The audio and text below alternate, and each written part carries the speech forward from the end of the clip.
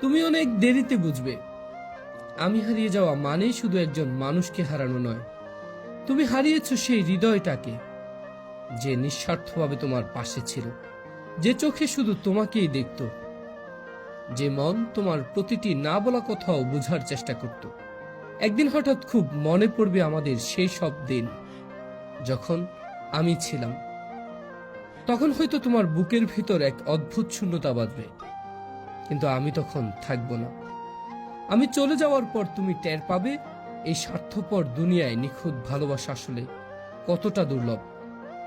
ভালোবাসার অভাবে, অনুভবের দারিদ্র্যে তুমি ধীরে ধীরে পুড়ে যাবে।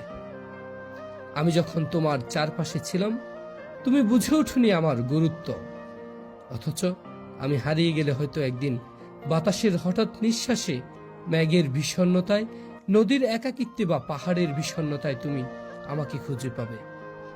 কিন্তু সেই পাওয়াটা হবে শুধু অনুভবে, বাস্তবে নয়। তখন হয়তো মনে হবে, ইস, যদি আরেকবার সময়কে পিছনে নেওয়া যেত। কিন্তু সময় তো আর কারোর জন্য থেমে থাকে না।